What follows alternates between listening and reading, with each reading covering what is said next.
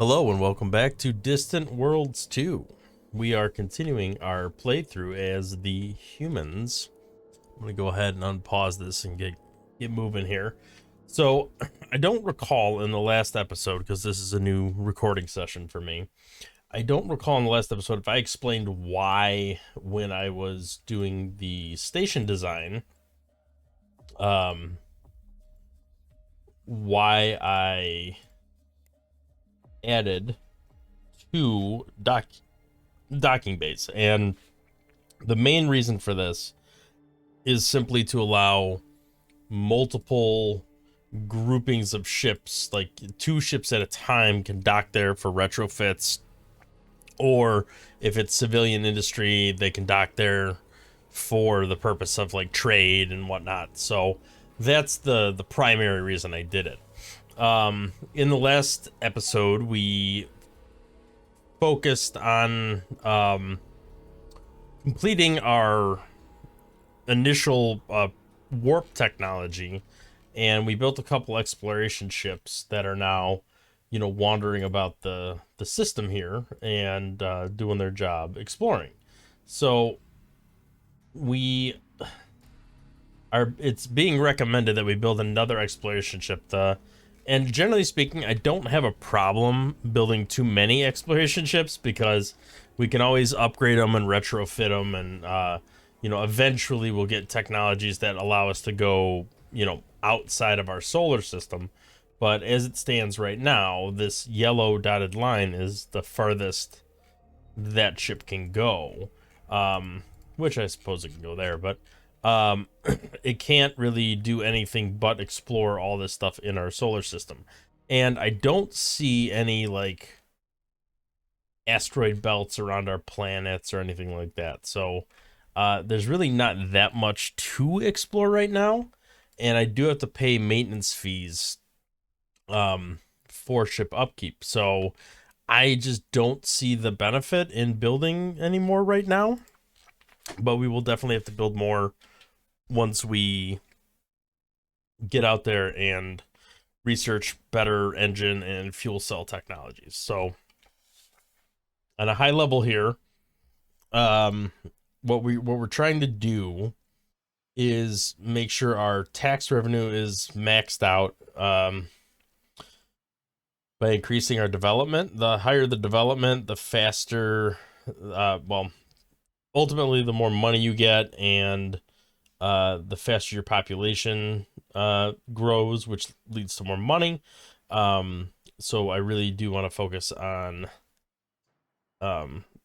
making the development of our primary planet as significant as possible. To that end, I think we probably need to build a station over here. Well, it's not a station. I think we need to actually colonize this planet at some point, so we can start getting some of the resources off of it. Our first mining station is constructed,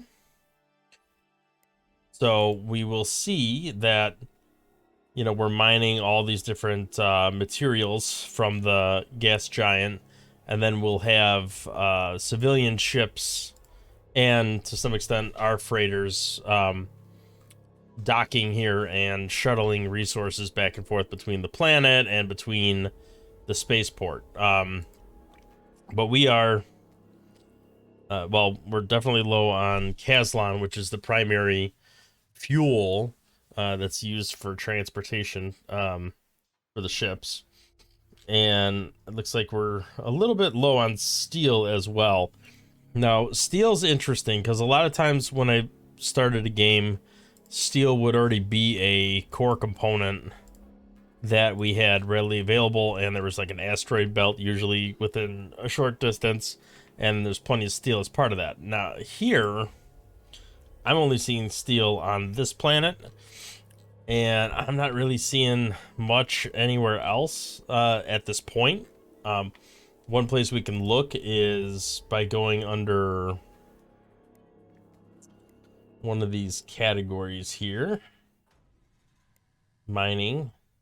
We could look here and we could look at the different materials and where we can get it. So right now there's one known source, and that's that other planet in our system there.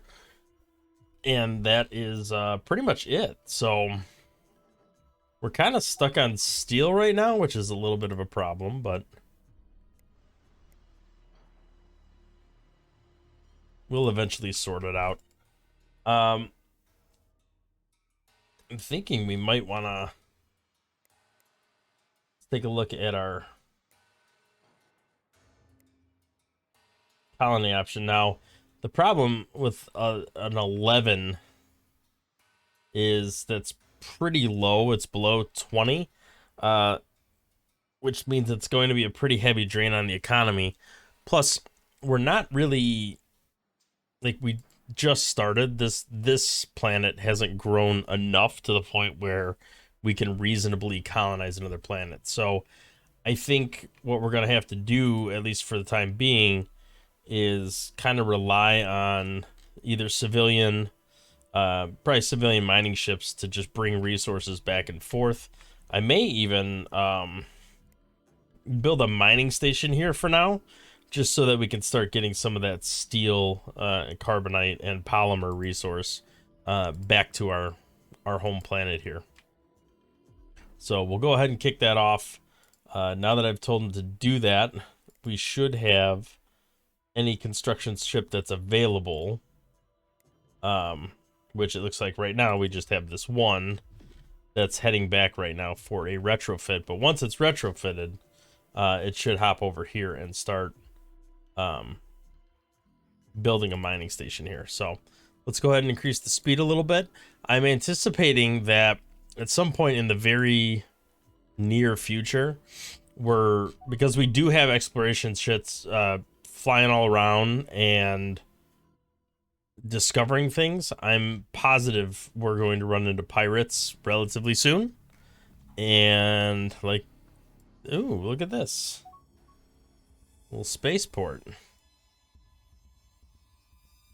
So these resources do different things, and this particular one increases colony development and income, so it could be nice to harvest some of that. This spaceport is abandoned. I think I'd like to send a construction ship over here to repair it. That could potentially be a good thing. We could potentially get something from that. So right now we only have a single construction ship, but let's hop into here and let's build a construction ship in our spaceport, and then I can send that over there. Here's some more resources being discovered. The good thing is, the more resources we find, the more we can mine them and bring them back to our home planet. So, like I said, once we discover pirates, things are going to go downhill real fast, because we have it on like the hardest difficulty, and we're just going to get completely jumped by pirates, which is fine.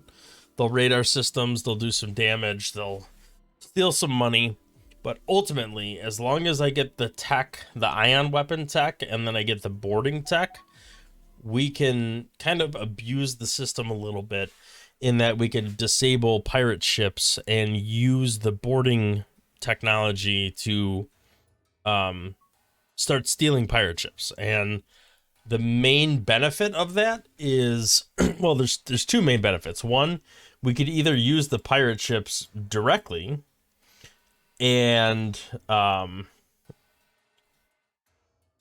I'm looking at what this is doing. We could either use the pirate ships directly, that we could just add them to a fleet and use them to attack other pirate ships, or we could disassemble them.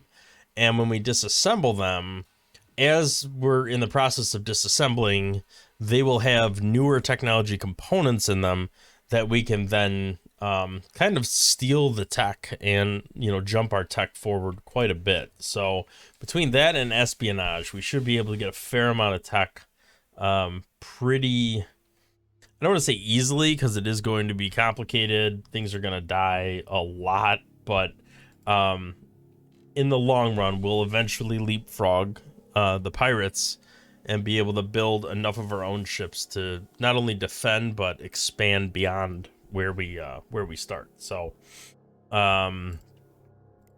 go ahead. I think that's the fastest we can take it right now. So we do have multiple exploration ships still kind of flying around and discovering. This construction ship is rebuilding the spaceport. I'm not sure if you deconstruct a spaceport if it's gonna if it will do that same thing with the tech. It's possible. All right, I guess we'll go ahead and build an explorer. I don't really want to. So the problem is when you have no money left over, that means all of your money is being spent, right? So 100% of your money is being spent. And when it's all being spent, that leaves not as much excess available to go into colony growth or research. So the more money we have coming in, the more the excess we have, and the more the excess can go into colony growth or research. So we really need to get our economy built up so that we can more efficiently research weapons and other technology on our own, not just stealing a bunch of stuff from the pirates. So hopefully that'll come to fruition pretty quickly. Okay, we do have a little mining station here, mining away, and we do have some of our mining ships flying around and mining stuff. Yeah, you can see the resources that they've mined up from the planet. Right,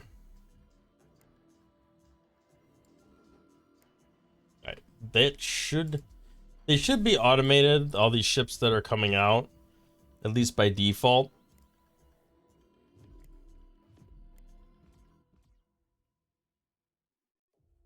I don't think anything's going into a fleet. Here's all our... Put that on fully automate. Devastating tsunami. That is not good. So we've lost planet quality, and we've lost population, which is going to affect our cash flow because there's less people. Yeah, that's it's not good. All right, so we did research early ion tech, which is perfect. What we need to focus on now is we need to, well, there's a couple things we need to do. One is we need the technology, and the tech tree is huge, by the way. If you've never seen this before, it is absolutely massive. We need the tech that is going to let us board ships. And I've probably scrolled past it already, but I'm looking. Some of this tech is already somewhat researched a little bit. I feel like boarding ships is somewhere around here.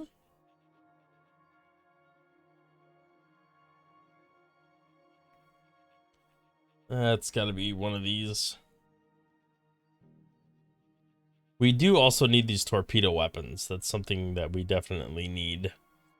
The Epsilon torpedoes. So ion weapons will temporarily disable a random component of the ship, and there's a chance you'll disable, like, you know, some core component that will just, like, make the ship stop in its tracks, which then will allow you to board it. The torpedoes will actually go through the layers of certain layers of protection and damage components and knock them out entirely, which then you can go back and repair and, you know, or break down the ship. It doesn't really matter. Yeah, I am not seeing. I know the tech's here. Ground combat. Shipboard Marines.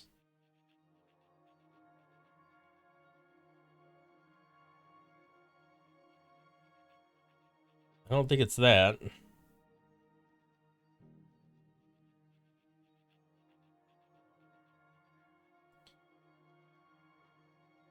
Maybe it is. Maybe it is boarding. No, that's a Marine barracks. It needs to be like a boarding pod.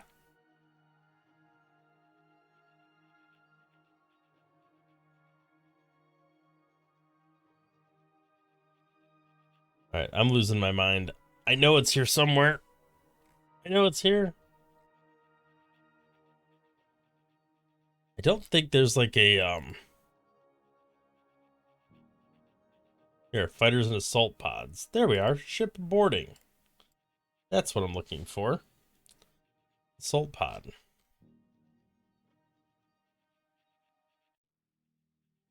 All right, so we'll let that go. Actually, can we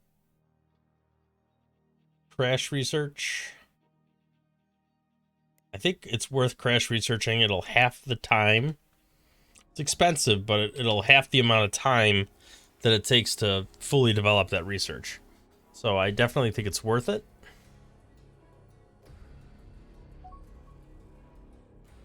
right, let's go ahead and accept this recommendation that we build a mining station there.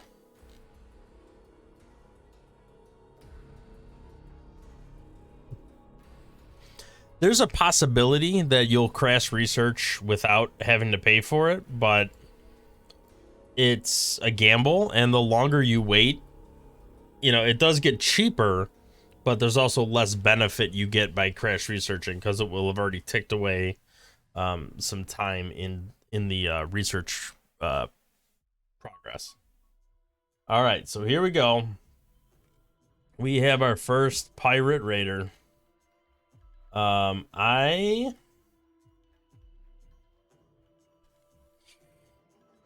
don't know. Part of me wants to accept it because they're the first ones. Part of me doesn't want to accept it.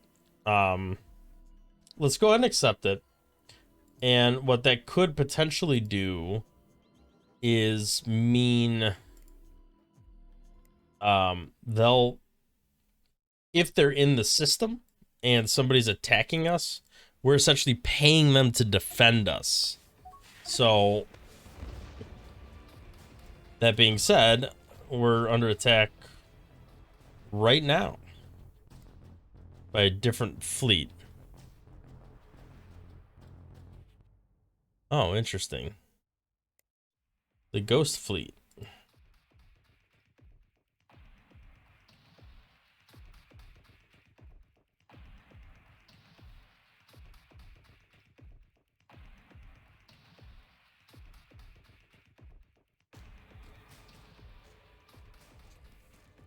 All right. So they'll stop attacking us, but we are in the hole. I feel like we should pay them, right? That does put us in the negative. So I hit the button.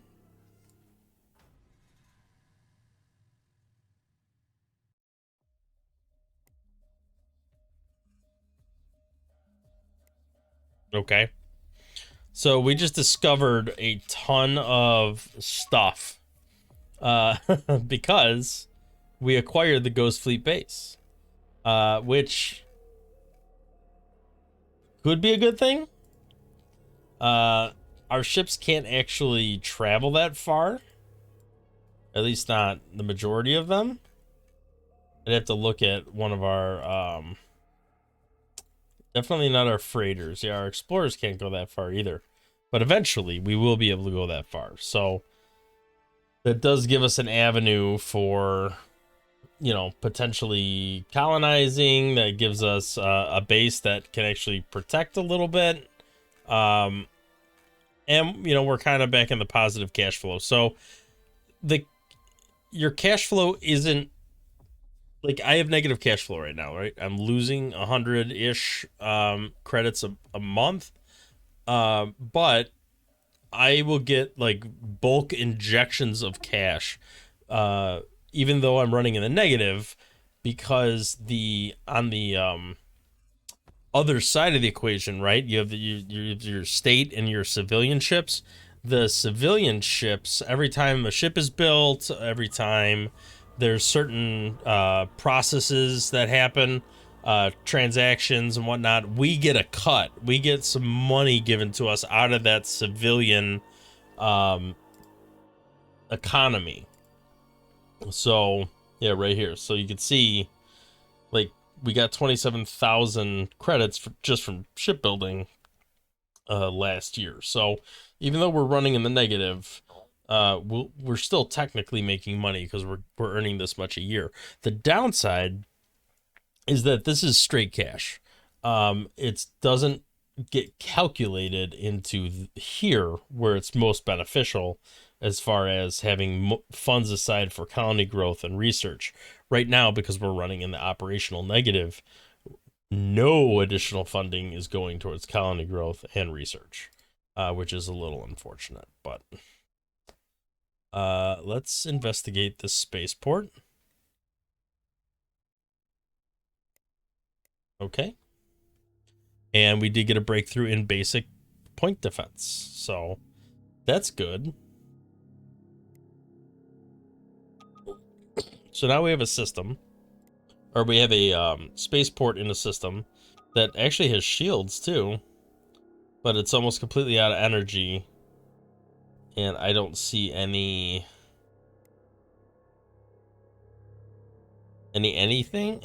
that is gonna do us any good. So I'm not sure how good this is in the short run anyway.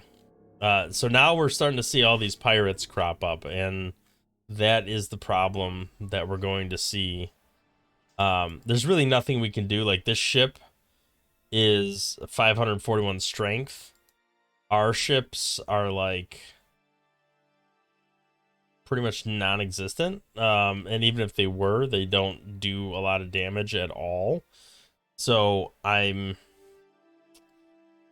don't have high hopes on a lot of this stuff. Although, is this... What is going on with the ship? This is an escort.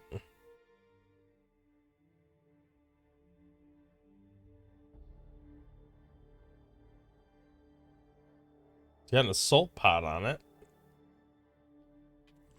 So, the main point here, I'm not really sure, I don't remember telling anything to build escorts, but the main point here, I think, is we want to eventually build up enough military ships that are, you know, ours, that this is strength 9. That's nothing. Like, against 541. We want to eventually build up enough that we can blast them down and then board them all. So, independent colony. Okay, so this is pretty good. If we hit them with a little gift and we try to keep them neutral, maybe we could get them to do something with us. We have a restricted trade agreement right now. Once they're less neutral with us and they're happier with us, we can get like a limited trade agreement and stuff. So the big thing about wait, let me... Where are they located?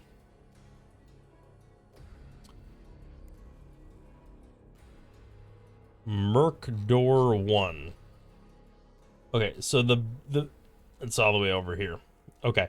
So we don't stand a chance in colonizing that immediately, but the main benefit of colonizing this is they are a different race. So each race has its own set of bonuses that is, you know, civilization wide. So if we look under here, like, here's a list of all the bonuses I get, and this includes the bonuses that I get because of human race. Like, you see espionage plus 10 from human race, trade plus 5 from human race. every time you get another race that exists in your empire and it reaches a certain population threshold, I forget what that number is. I don't know if it's 10 million or 40 million, something like that. Anyway, once you reach that population threshold, you get all of that race's bonuses as well. So if you have every race in your empire, you're going to get every bonus from every race. And it ends up adding up to a lot of additional bonuses. So it definitely behooves you to have a diverse empire with a lot of different races in it. Not just because of the statistical benefits, but different races are better for colonizing different types of... What is this? Different types of planets. And it's good to have the ability to, be able to colonize whatever you want when you're ready to do so. So, pirates raiding us, it sucks, right? Because they're just destroying everything, and it makes it really difficult to functionally do much of anything. But at the same time, in some ways, it is a little bit beneficial depending on how much damage they do or don't do. So, first thing, when they raid, they pretty much just steal a bunch of stuff, right? It makes your people a little unhappy because of recent raids. You do lose a little bit of development or maybe not development, but like tax money and stuff. So there are definitely downsides to getting raided, and especially raided constantly. But one of the upsides is they have a tendency to destroy civilian ships in particular. So there's a lot of focus on them blowing up, freighters, haulers, different things like that. And every time those get rebuilt, you get a cut of the money. So even though, we're kind of in the negative and the cash flow is not as well, there is a lot of stuff coming through. Oh, look at this. So we're actually getting some stuff traded with us.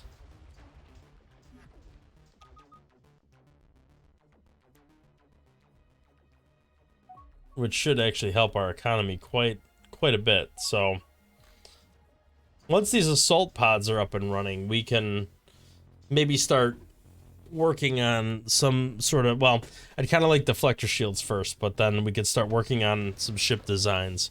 For now, I think we just have to live with being raided and getting attacked.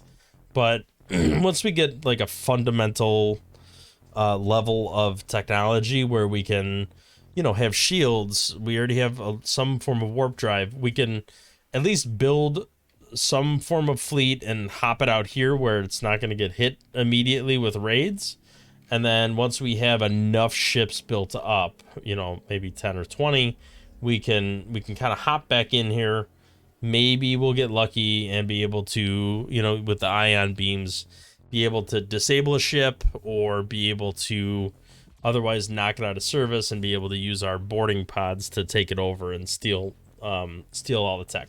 One other thing we can do that I haven't started doing yet is we could start doing espionage. So if we look at the espionage screen, we have 2 spies currently. One of them has some pretty good traits already.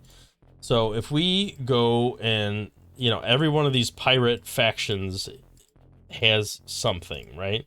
So we got to look at steal research information. And there is a whole slew of technology that is available for the taking. So we typically start with all the basic stuff because that has a high, relatively speaking, a high success probability. And every time you successfully do something, you increase your skills, which makes you better, which makes it more likely you'll, be able to steal the next thing successfully. So I think what we do is look for a good basic tech that we want.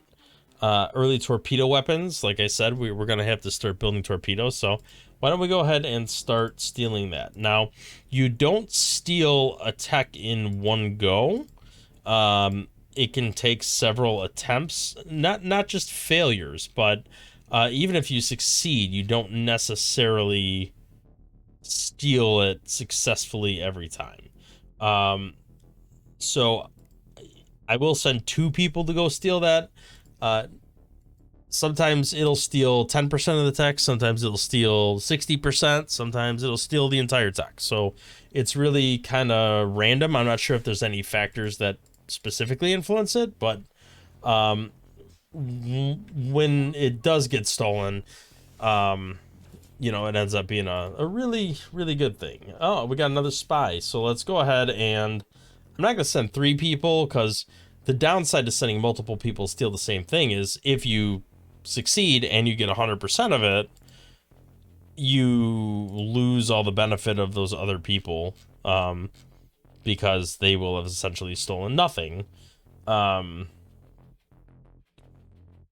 I think basic troop transports.